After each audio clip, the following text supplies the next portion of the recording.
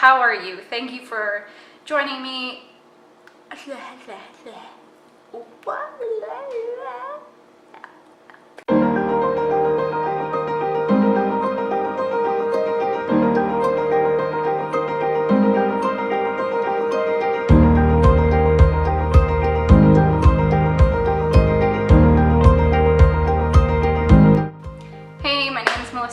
Thank you so much for tuning into my channel. I thought I would give you 5 ways that you can compost your food scraps. And what I mean by food scraps is I mean any organic materials, so whether that be fruits or vegetables or bread or grains, pasta, meat products, dairy products, all of those variety of things, even down to toenail clippings and hair clippings. There's a way that you can compost them, and I'm sure that at least one of these, if not a few of them, can work for you. And why should you compost? Well, I give you a fair warning. I am not a scientist, so I will give you a bare bones science lesson of why you should compost and why it's good for the environment. So basically, when you take organic matter and it starts to break down in the ground, it makes carbon dioxide. Carbon dioxide feeds plants, and then you can eat those plants, or other creatures eat the plants and continue to live. But if you take that same organic material and you put it into a landfill, it creates methane, and methane is bad. The methane is a greenhouse gas, and it warms up the planet, and it's not good for the environment. So at the end of the day, if you compost your organic materials, it becomes food again for us and for animals and for plants, so it makes sense either way. So let's get into 5 ways you can compost. Number 1 is probably the easiest and most obvious, is a citywide or town-wide composting or green bin pickup. So these programs are free, yay! And a lot of times they will give you a free green bin container that you can have inside, and that's helpful because it's nice to have something to contain your scraps in. My suggestion would be to make sure that you check with your local city or town to see what is compostable and what's not. So for example, in Vancouver, which is one of the major cities close to me, diapers and sanitary napkins can go into the compost, but compostable bags that are specifically for composting programs cannot. Whereas in Toronto, where I lived before, you can use the compost bags, and in fact you can even put your compost in a plastic bag. However, you can't put diapers and sanitary napkins in the compost. So just check with your local area. It might vary a little bit. It's actually quite surprising when I read them and find out what is and isn't allowed.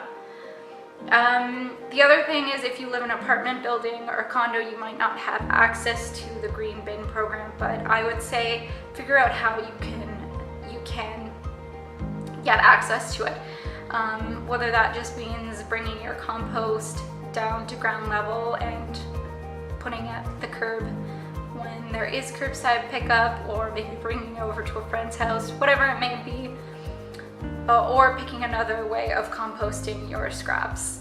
Do that, it's good for the environment, right? Number 2 is a community program. So these again are free most of the time. Just check around to see what's available. You might be surprised.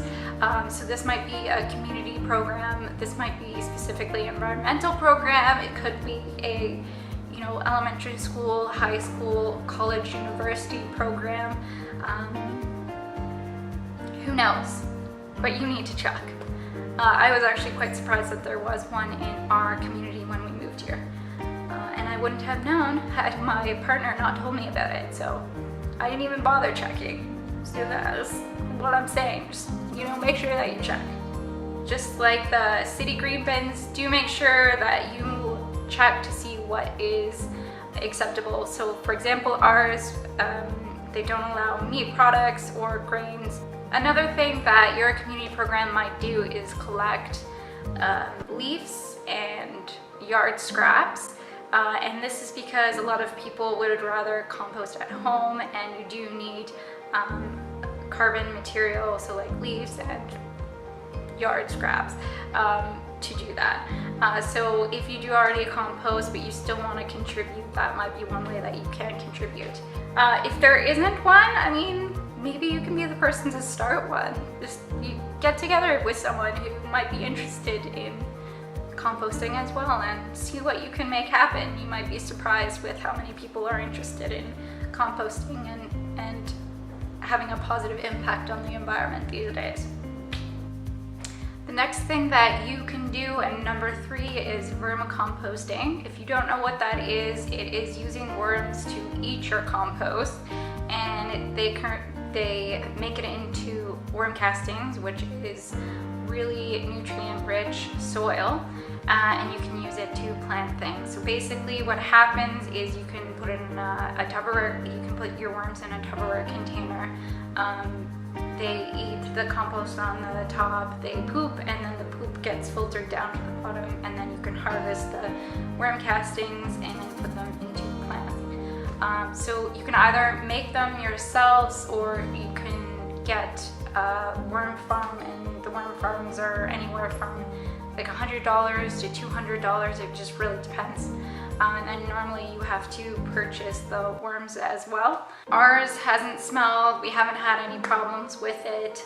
The worst problem we had is we thought at one point we killed our worms, sadly, but they were okay. They were just super dried out, so we had to kind of spritz them with water and feed them a little bit more. With worms, they really don't like citrus, so lemon peels and orange peels.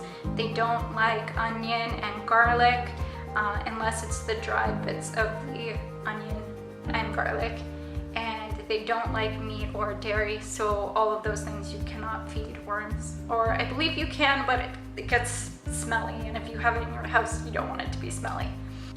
They can actually eat quite a bit of food. I heard it was 2 to 5 pounds a week, depending on how big your worm farm is and how healthy your worms are and all of that kind of stuff. One of the tips though is if you find that your worms aren't eating enough of your table scraps, you can actually blend them and then freeze it and then thaw it out. And basically what that does is by blending it and freezing it and thawing it, it breaks it down, so it makes it much easier for the worms to eat. They can eat it a lot quicker, and then that's a great way for them to get through all of your produce if that's your only form of composting. And I can actually make a video about my experience with my worm farm. If you'd like, I can go into more detail about that. Just leave a comment and let me know. Number 4 is an outdoor compost, and basically what that is you take your organic material and you mix it with carbon material, so leaves or yard scraps. I think it's 50-50, but I'm not too sure. Anyway, I'd have to double check, and you probably would need to do research if you wanted to do an outdoor compost, but I can do another video on that if you'd like as well. Just leave a comment in the comment box.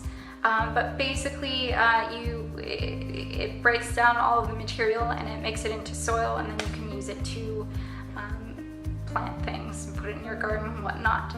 You can make it out of just chicken wire, or you can make it out of pallet wood or scrap wood. So it can be either free if you have the material, pretty inexpensive, up to around $300 if you want to buy one. My personal experience with that is when Jake and I first moved here, me and my partner first moved here, we actually did have an outdoor compost, but we live in Canada and there's a lot of snow and it gets cold, and I just really I was dreading going out to compost, so I just decided to stop doing that, and we started using our community compost instead. It just was a lot easier for us. And then number 5 is actually I just found out about, which I'm kind of excited about, but they actually have this composting food machine processor thing that I found on Amazon. So basically what happens is you take your food scraps, you put it in the little machine, it sanitizes and dries the material that you put in, and you use it as a nutrient-rich, what do they call it? A nutrient-rich soil amendment. So it goes along with your soil and it feeds your plants and everything, so that's really cool. So you can check that out if that's in your budget. That's around $200 to $500, so totally up to you if that's something you want to invest in. But that's it. Those are 5 ways that you can compost. Chances are you won't have access to each one of these methods of composting, but I'm sure that you can make at least one of them work and help out the environment a little bit. Okay, so thank you so much for walking. Thank you so much for watching. If this was something that you liked, please hit the like button. Subscribe if you'd like to watch more videos. I post videos every week about my zero waste journey, my plant-based journey, as well as my minimalist journey, and a lot of other fun things. So thank you so much, and until next time, have a great day.